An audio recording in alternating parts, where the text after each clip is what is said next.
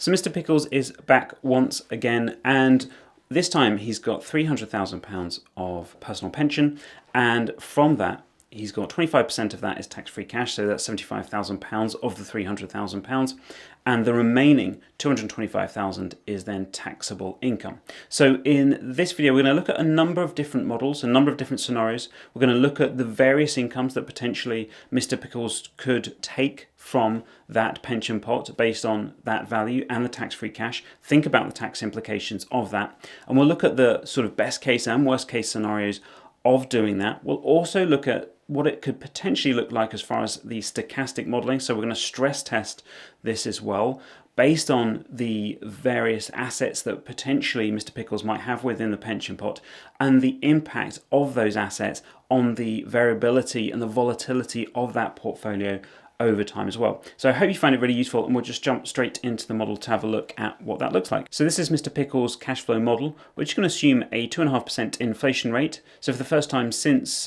June 21, the CPI hit 2% according to the ONS numbers that were just out the other day. We've got Mr. Pickles retiring at age 66. So he's going to take his state pension then as well. That's when it's become available to him. And so we've got his pension pot of £300,000. We're growing this at a mid-rate of growth, a net return in a linear model, and we'll look at some other variations of this, of 5% per year. And he's also got his full state pension payable to him as well. So that's £221.20 per week, which is £11,500 per year state pension, which is obviously increasing by the triple lock, 2.5% minimum per year. So I've set Mr. Pickles' living expenses at £20,000 per year. So this is the net amount that Mr. Pickles would need to get out of his pension to be able to meet his living expenses. And this is based off of the numbers produced by Which from their research. I have to say, looking at them, they feel and look more realistic and more aligned, I would say, with the typical clients that I'm working with.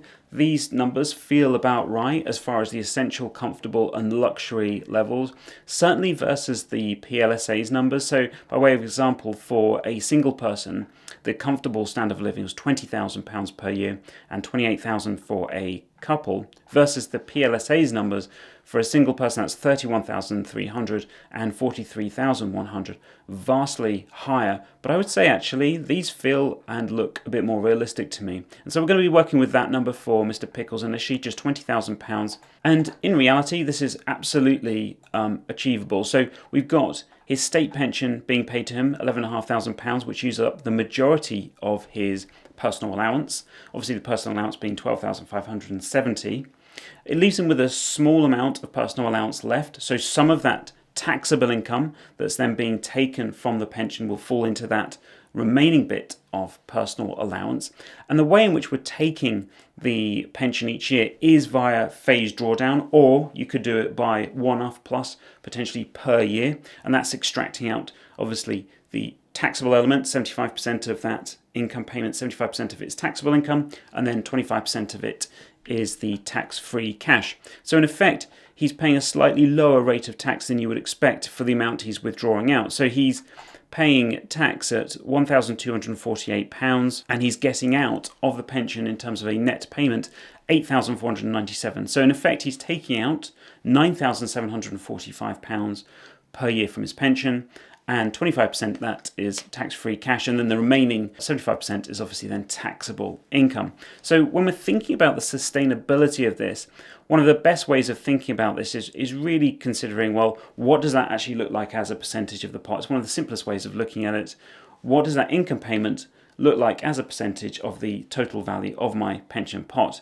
And based on what he's taking out at the moment, it would be about 3.25%. And I think what's really useful is we can jump over to the Morningstar research on this, which is really looks to identify the starting safe withdrawal rate as a percentage, dependent on the level of equity weighting within the portfolio.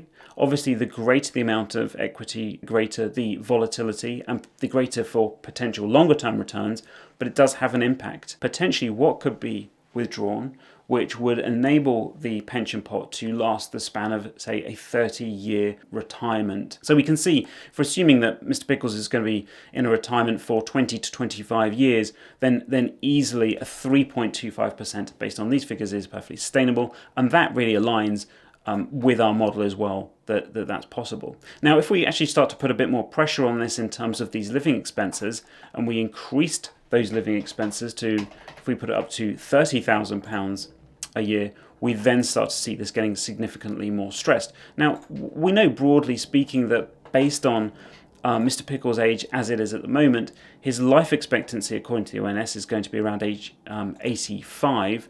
Now, clearly that's the average. On that 5% net return, he is going to struggle to get to his potential life expectancy as according to the ONS statistics. So we're really thinking about, well, is this a situation or a position that we would be comfortable in starting from if we're taking £30,000 a year across the course of our retirement and we've got a 5% growth rate? Are we going to be comfortable doing this? So based on the net income requirement of £30,000 a year, there is the risk that Mr. Pickles could potentially outlive his pension pot. So there's a number of different ways we might need to think about this. Either it's a combination of the level of income that's actually being drawn out of the pension. Are we comfortable with that level of income? Or it's that we're needing to look for a higher level of growth, or it's that we're going to be having to adjust this level of income over the course of the retirement. And there's a number of different ways we can think about that. And we can then see really between that expense level, that net expense level of £20,000 to £30,000 broadly is going to fall somewhere between those levels where there's a reasonable and decent sustainable chance of achieving that. Because at £30,000 there is the chance that Mr. Pickles might actually outlive his pension pot, and then we've got really to think about, well, the level of income being taken or the returns being generated. And actually we'll just jump over and I'll show you a different model where we actually start to look at the stochastic or the chances of meeting a certain objective at a specific point in time. So with this model, we're just going back to Mr. Pickles taking £20,000 a year, and we're just going to test this as far as, let's put this to age 90, and we don't want him to, effectively we're happy with the pot getting down to zero at age 90 is absolutely fine, and we can run a number of effectively simulations based on historical data, a combination of global equity and fixed interest, and you can see that the impact of the change when we move this in terms of the level of equity exposure versus fixed interest and cash, the downside risk of the portfolio is a minus 20% over a 12-month rolling basis.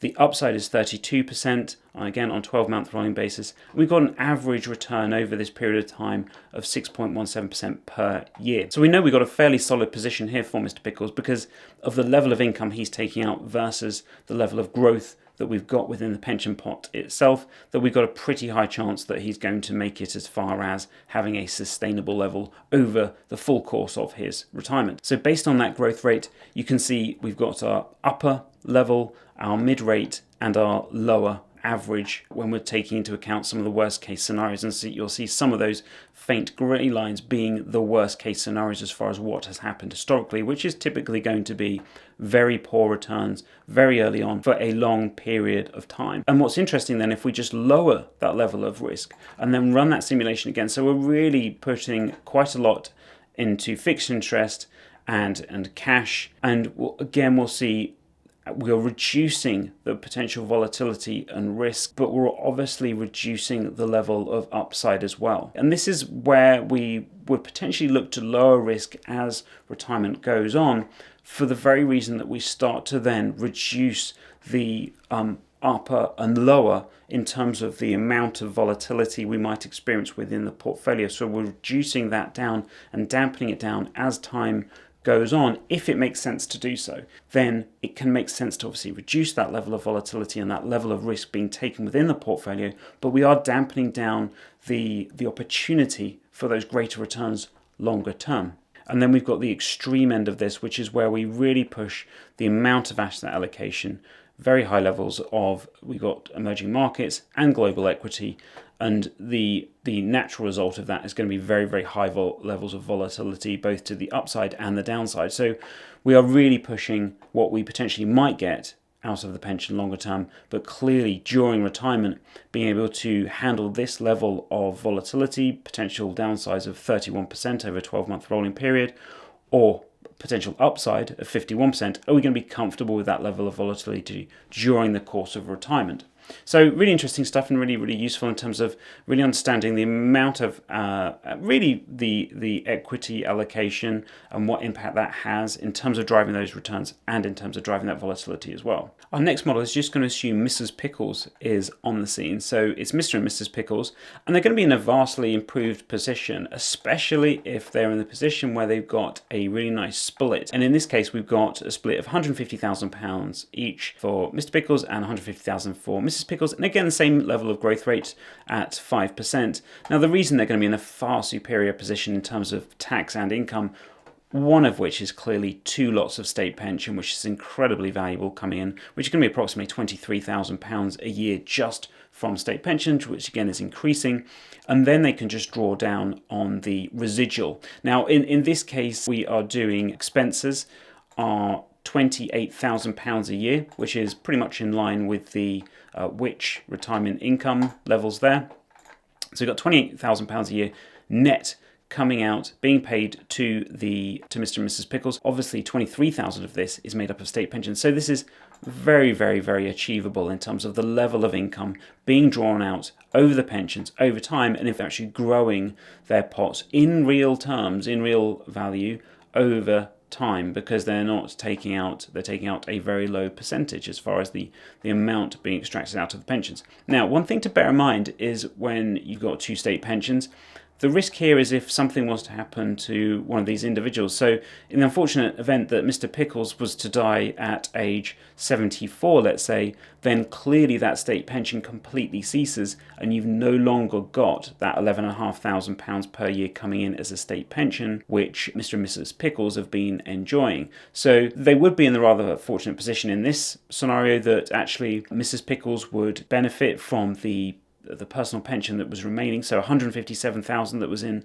the personal pension for Mr. Pickles. Mrs. Pickles would then be able to use that, so she'd either be able to just keep it in the pension and she could draw an income from that pension, and if Mr. Pickles died before age 75, she could take it out as tax-free income, or she could take the entire pension pot out as a tax-free lump sum. So effectively, if Mr. Pickles was to die before age 75, then she could have that full £157,000 as a tax-free lump sum.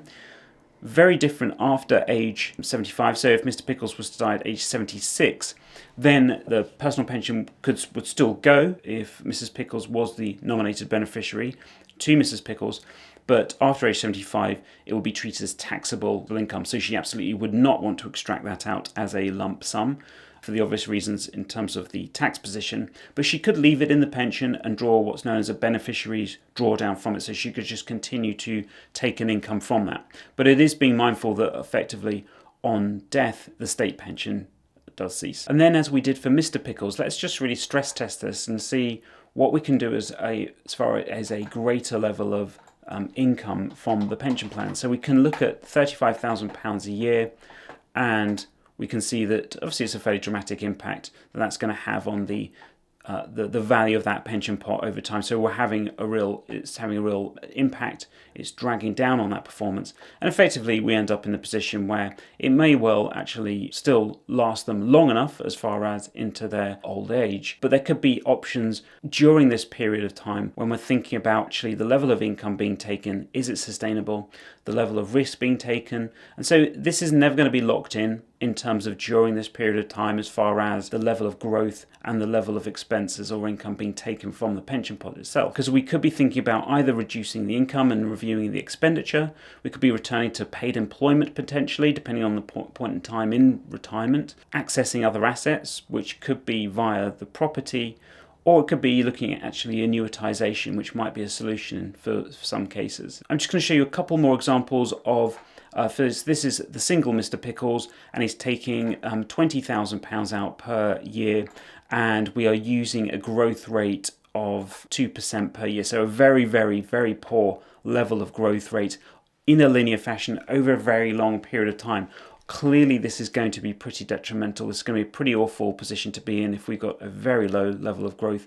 The asset management industry would pretty much be in turmoil if all they were able to achieve was a 2% net return per year. So effectively losing 0.5% in real terms every single year, so going backwards. And even in this scenario, Mr. Pickles is potentially able to have a pot which will last him the course of his retirement. So in a pretty horrendous position, I would say that's a pretty good stress test as far as having a very low level of growth rate over that period of time. It wouldn't be a fair comparison if we just looked at the mid and low rate. Let's also look at the higher rate, which is a significantly improved position for Mr. Pickles. So we've got a 6% net growth rate. He's only taking out £20,000 a year by way of an income, and the impact of that obviously is that that will steadily grow in value over the course of his retirement, and he ends up in a position where actually potentially he could have been drawing a greater level of income during the course of this retirement. If we just jump back to this 2% growth rate model, we can think about that actually later on in life, maybe Mr. Pickles, when he's had this pretty horrendous period of growth from his portfolio, he might be in a position where certainly age 73, 74, where it could be a consideration around thinking, well, actually, do I still want to continue being invested in the stock market? Are there other options out there available to him? And of course there would be. So potentially at later life, he could be thinking about using some of that pension fund to buy annuity with. So of that, let's say that 222,000, he could use 50,000 or 100,000 of that just to secure a level of income for him, knowing that he'll then have extra income which will add as a buffer on top of his state pension, which will then really help him out in those later years. And he knows he's going to be a sustainable and guaranteed level of income that he effectively won't outlive his pension pot. And the only way of guaranteeing that he's not going to outlive his pension pot would be to buy an annuity. And he could do that, so he could phase those annuity purchases over a period of time. But again, it's going to be entirely dependent on his other assets that he's got, whether he's comfortable in a position of running the pot down with the option of utilizing other assets that he might have elsewhere. The worst case scenario being that he could potentially look at the property value itself, either through downsizing or through equity release. So very briefly, I just want to show you the secure and guaranteed levels of income that could be purchased using that pension pot of £300,000. 25% of that would be the tax-free cash, which would be 75,000, and that would leave 225,000, which would then be used to purchase annuity. Now, it'd be very unusual, really, to purchase an annuity of that size at age 66. Typically, what I'm seeing is that the annuities are either being phased over a period of time, or it's around age 70, 75, where somebody is potentially wanting just to completely remove all of the risk out of their portfolio, move themselves out of any market risk, and they're looking to buy an annuity. So based on a level single life basis, so this is a really bare bones annuity with no guarantees in there at all, paid monthly in arrears, 225,000 would buy an annuity income of £16,382 per year. It's on a level basis, obviously, with no indexation on there, so obviously does lose purchasing power over time. And you've also got the 75,000 of tax-free cash. Effectively, that would have been used for something else, or used to pay down debt or mortgages, etc. If we just roll that on and we add in a guarantee in there, so we're going to add in a 10-year guarantee, that would reduce it only very, very slightly to £16,147 per year. And then let's push it a bit further. So we're actually building in a really significant guarantee of 25-year guarantee. So we are guaranteed to get at least 25 years worth of annuity income payments in some form. So if you were to potentially die, let's say after 20 years, you would have had 20 years worth of income payments, annuity income payments, and then you would have received the remaining 5 years would get paid to the estate as a lump sum or as potentially as income payments. So if we were to work on that basis, we know we're going to get at least 367,375 back in terms of a future value after 25 years. If we then build in, and this is really important, if we then really want to index this out, so we want to protect ourselves against inflation, we've built in RPI, which is typically tracked slightly higher than CPI. We've got a 10-year guarantee in there. It does have a significant impact on the level of income that's available, and that reduces it down to £10,472 per year. But again, that does mean it is increasing by RPI each year. So that's really looking to try and protect yourself against the impact of inflation over time. And then we've just done the same again, but we built in a 100% spouse's pension. Again, has a bit of an impact in terms of having a spouse 2 years younger. So really it's going to be based off of their age. and that reduces that starting income down to £8,657 per year. And then lastly, I just want to show you the fixed term annuity. This is assuming we've got a 5-year term and that we're getting an income of £16,500 per year. So we get £16,500 per year guaranteed, and at the end of that period, at the end of the 5 years, we then get this guaranteed maturity value of £188,413. We can then decide what we do with that £188,000. So either that could be to buy another fixed term annuity, buy an annuity, or go back into Flexi Access drawdown and draw an income from it in that way. So it really just bridges that gap between drawdown on one end and annuity on the other. The last thing I'll just mention about the annuities is obviously if you are going to get annuity, that you do let them know if you have any medical conditions or lifestyle factors which should be taken in consideration and which could end up boosting the level of annuity available, known as an enhanced annuity.